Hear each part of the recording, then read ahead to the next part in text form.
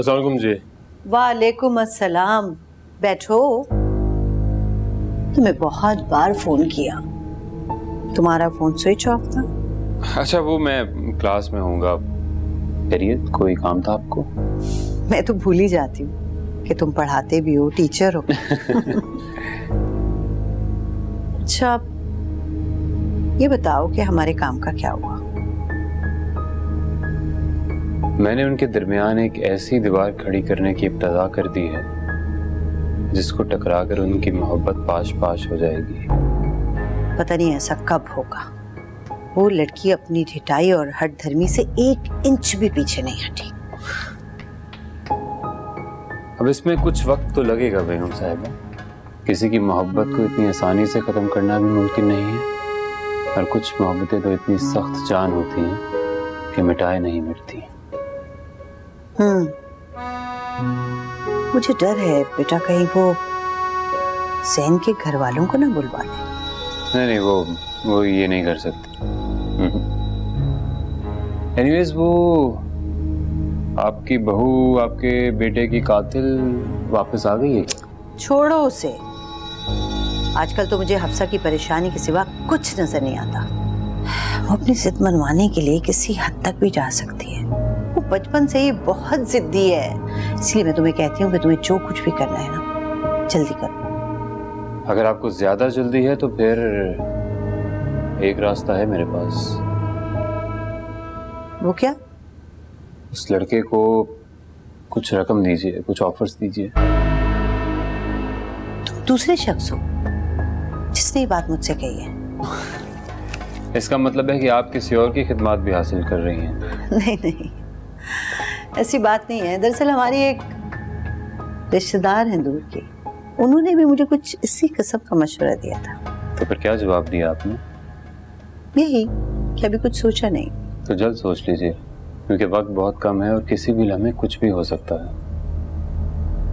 बेटा, ये काम मैंने तुम्हें इसलिए सौंपा कि तुम उसके टीचर हो, और मुझे यकीन है कि ये बात तुम उसे ज्यादा बेहतर तरीके से समझा सकते हो। तो यूं समझ लीजिए कि आपका ये काम बिल्कुल हो जाएगा, लेकिन इसके बदले आपको मेरा एक काम करना पड़ेगा। उस दिन भी तुमने ये बात मुझे बताई नहीं कि इस सब के बदले तुम मुझसे क्या चाहते हो। जल्द बताऊंगा। ठीक है, तो इसके बदले तुम्हें जो भी चाहिए होगा वो मिलेगा। बेगम साहिबा, रुपया पैसा बहुत है मेरे पास। ये टीचर होने की वजह से मुझे अंडर एस्टिमेट ना कीजिएगा। अल्लाह का दिया बहुत कुछ है, सब कुछ है।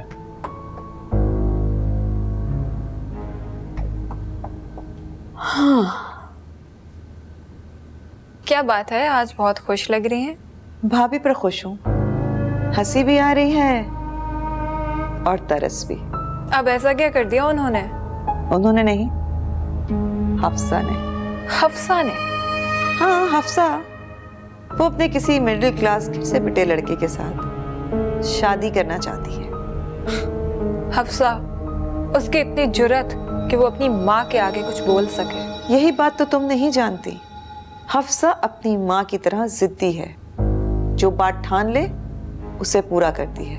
जिसके सामने सारे घर के मर्द भीगी बिल्ली बने रहते हैं ना, वो भी उस चट्टान से सर नहीं फोड़ सकती। अपने बेटे की दफा मिडिल क्लास बहू लेके आने में बेगम जलाल को कोई मसला नहीं था।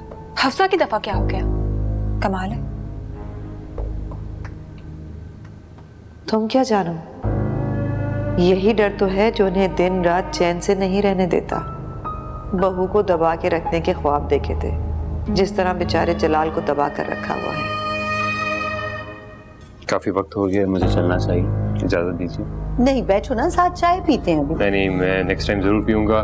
एक छोटा सा काम है जहाँ मुझे पहुंचना है। खुदा हाफिज।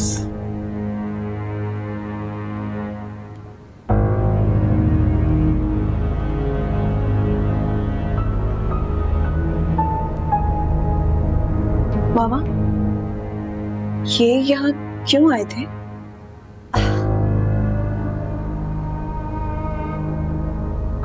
कौन, रामेश?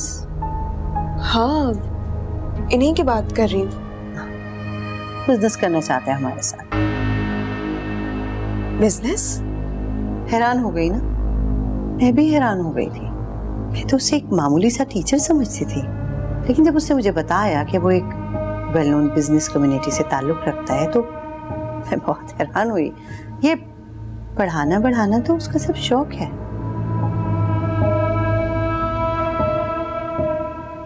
तुम क्यों परेशान हो गई हो? नहीं, मैं परेशान नहीं हूँ।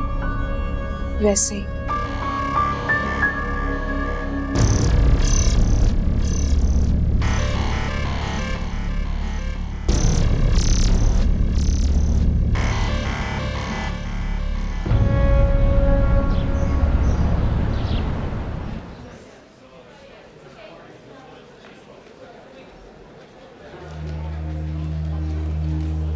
बात हुई तुम्हारी? मुझे ये आदमी बहुत होशियार मालूम होता है। पता नहीं क्या खेल खेल रहा है ये। मुझसे ये कह देना कि वो तुम्हें हासिल करना चाहता है और तुम्हारी अम्मी को जाके कह देना जो करोड़ों की जायदाद का मालिक है। क्या क्या जताना चाहते हैं इन सब से? यही ना कि वो मुझे और तुम्हें अलग करना चाहते हैं? नहीं ज़ैन, पर पता नहीं क्यों मुझे अभी भी यकीन नहीं हो रहा है। क्या क्या नहीं आता?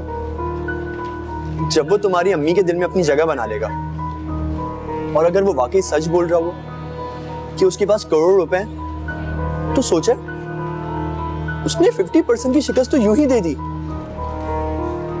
और उसके करोड़ों के सामने तुम्हारी अम्मी मुझे कौन सा खाते में लाने वाली? ज़ैन, कुछ नहीं होगा। मेरी मर्जी के बगैर कुछ भी नहीं हो सकता। जैसा मैं चाहती हूँ वैसे ही होगा। अब तुम परेशान मत हो, चलो कैंटीन चलते हैं। Come on. अस्सलाम वालेकुम। वालेकुम अस्सलाम। चला बच्चे आ गए स्कूल से? नहीं, आते ही होंगे। वो कह रहे थे कि उनके स्कूल में कोई रिहर्सल है तो उनको जरा सी देर लग जाएगी। अच्छा, मैं आपके लिए पानी लाती हूँ। कैसी है खाला? मैं ठीक हूँ। अब तुम आ गई हो, मेरी ड्यूटी खत्म, मैं चलती हूँ। अरे खाला, कुछ देर तो बैठे हैं। आपका तो मुझ पे इतना बड़ा एहसान है। मेरी गैर मौजूदगी पे आप अंजला को तन्हा नहीं छोड़ती हैं। अरे कैसी खैरों जैसी बातें करती हो। यकीन मानो, इसके साथ रह के जो मुझे सुकून मिलता है ना, मैं बयान नहीं कर सकती।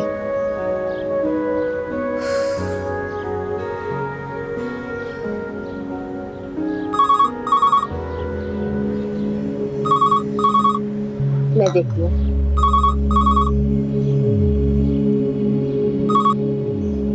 हेलो, कैसी हो शाइस्ता?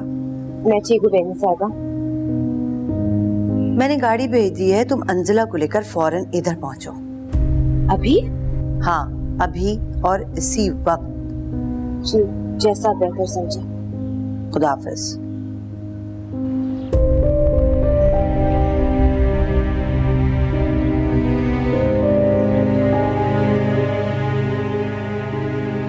जरूर बुशापा ने कोई गुल खिलाया है। बेगम जलाल ने फौरन मुझे और अंजला को अपने घर बुलाया। तुम घबराओ नहीं शाइस्ता, अल्लाह बहुत मेहरबान है, वो जरूर तुम्हारी मदद करेगा। खाला, आपको मेरे लिए एक काम करना होगा। बच्चे बस स्कूल से आते ही होंगे, प्लीज उन्हें खाना खिला के सुला दीजिएगा। तुम बिल्कुल फिक्र ना करो, मैं उनका पूरा ख्याल रखूंगी। अंजला, जाके तैयार हो, गाड़ी आने वाली है।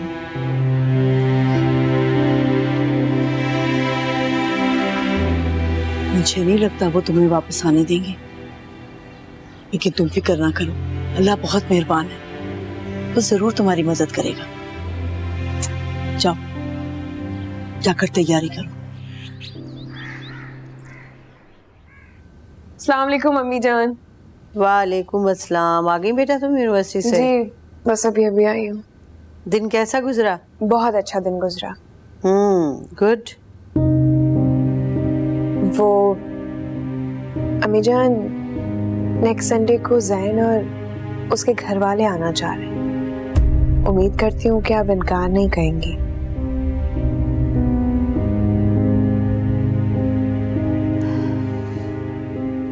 हमें कुछ वक्त चाहिए सोचने के लिए। मगर किस लिए? तुम्हारे भाई जवार की कातिल को उसके अंजाम तक पहुंचा देते, सब कुछ तुम्हारी मर्जी के मुताबिक कर देते। ना जाने और कितना वक्त लगेगा आपके इस अंजाम तक पहुंचने में। पहले ही इतना टाइम गुजर चुका है, मजीद 10 साल भी लग सकते हैं। और फिर जैन के घर वाले चाहते हैं कि उसका रिश्ता जल्द से जल्द पक्का हो जाए। ठीक है, मैं तुम्हारे बाबा से मशवरा कर लूं तो तुम उन्हें बुला लेना। तो फिर ठीक है, आप बाबा से पूछकर मुझे खुद ही बता दीजिएगा कि कब बुलाना है। बैठो तो सही बेटा थोड़ी देर मेरे पास। नहीं अम्मी, यूनिवर्सिटी का पहले ही बहुत काम है, फिर आऊंगी मैं।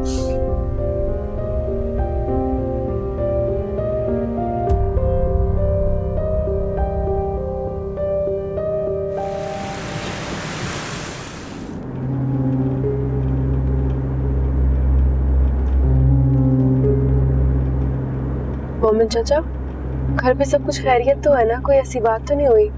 जी बीबी जी, घर में सब ठीक है। तुम फिक्र नहीं करो अंजला, मैं हूं ना तुम्हारे साथ। भाई कुछ पता है हमें क्यों बुलाया है? नहीं बीबी जी, मुझे नहीं पता कि आपको क्यों बुलाया है।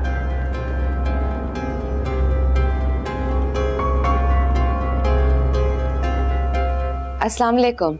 वालेकुम अस्सलाम। आओ बैठो बैठो शाइस्ता। इन्हें तो तुम जानती होगी ना, तुम्हारी बहन है बुशरा, है ना? जी बेगम साहिबा, मेरी याददाश्त कभी इतनी खराब नहीं हुई कि मैं लोगों को पहचान ना सकूं। और उन्हें तो पहचानती होगी तुम? जी, इन्हें भी पहचानती हूँ। हमारे मोहल्ले के करीब रहती हैं। जुबैदा नाम है इनका। शाइस्ता, तुम्हारी बहन बुशरा और तुम्हारे महल्ले के करीब रहने वाली खातून जुबैदा का ये कहना है कि तुम्हारे महल्ले में एक सामल नाम का नौजवान रहता था जिसका अंजला से चक्कर था। वाह बेगम साहिबा, आपकी जहानत को तो दाद देनी चाहिए। जिस बात की मुझे खबर ना हुई, वो मुझसे कोसों दूर रहने वाली बहन और इस गरीब जुबैदा को हो गई। क्या आपको लगता है ऐसा मुमकिन है? शाइस्ता, मत भूलो कि जुबैदा की तरह तुम्हारे मोहल्ले का एक एक फर्द ये गवाही देने के लिए तैयार है कि सांवल नामी शख्स तुम्हारे मोहल्ले में रहता था और तुम्हारी नन अंजला का उसके साथ चक्कर था। मोहल्ले की क्या बात करती हैं बुशरा आपा? मैंने इस बात से इनकार ही कब किया है कि सांवल नामी कोई नौजवान वहां रहता था। और सांवल ही क्या, नासिर, शाहरुख, यासिर और बहुत से नौजवान वहां रहते थे। लेकिन उनमें से किसी का अंजला के साथ कोई चक्कर, ये मैं नहीं मान सकती। मैं आपकी बात से इनकार करती हूँ। जुबैदा गवाही दे रही है, तुम किसी वजह से इस हकीकत को ना मानो, लेकिन जुबैदा ने गवाही दी है तो ये सच ही होगा। अच्छा, क्यों जुबैदा? मैं तुमसे एक सवाल पूछती हूँ। यहाँ तक आने की बुशरा आपा ने तुम्हें कितने पैसों की लालच दी थी? हाँ, चुप क्यों हो? मैं कुछ पूछ रही हूँ तुमसे। 1 लाख।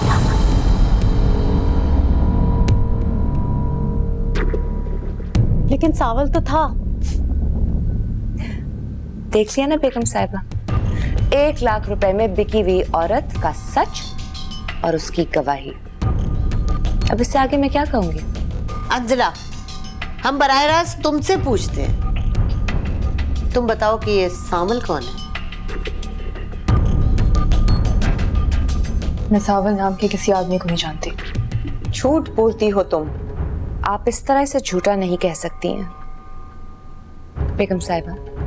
एक बात याद रखिएगा, आप जब भी अंजला का चक्कर किसी के साथ साबित करने की कोशिश करेंगी तो याद रखिएगा, आपको ऐरे गैरों की नहीं बल्कि मेरी गवाही की जरूरत पड़ेगी, क्योंकि मैं अंजला की भाभी हूँ और ये मेरे घर में मेरे साथ रहती थी। तो फिर बोलो, तुम्हारी गवाही की क्या कीमत है? बेहतर होगा कि आप इस मामले में ना बोलें, ये हमारा आपसी मामला है। अतिका, जब तक हम ना कहें तुम दरमियान में नहीं बोलना, समझी? शाइस्ता, हमें तुम्हारी ही मदद की जरूरत है। बेगम साहिबा, बेहतर ये होगा कि आप अंजला को अंदर भेज दें। मैं आपसे अकेले में बात करना चाहती हूँ बेगम साहिबा। अंजला, तुम अंदर जाओ। भाभी मुझे काम याद आ गया है, मैं करके आती हूँ।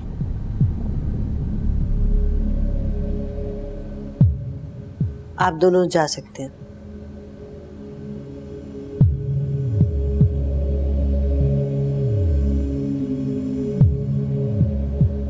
अब कहो शाइस्ता, तुम हमारी क्या और कैसे मदद कर सकती हो? बेगम साहिबा, जब घी सीधी उंगलियों से निकल सके तो उंगलियां टेढ़ी करने की कोई जरूरत नहीं है। आप अंजला पर से हर किस्म की पाबंदी खत्म कर दें। इस तरह से वो अपने आप को आजाद समझेगी और फिर अपनी मर्जी से कहीं भी आ जा सकेगी, किसी से भी मिल लेगी। तब आप उस सबूत तक जरूर पहुंच जाएंगे जिसे आप तलाश कर रही हैं। अगर कोई है तो वो उससे राब्ता जरूर करेगी। और इन पाबंदियों में तो वो कभी भी ऐसा कोई कदम नहीं उठाएगी ना जिसमें उसे पकड़े जाने का अंदेशा हो।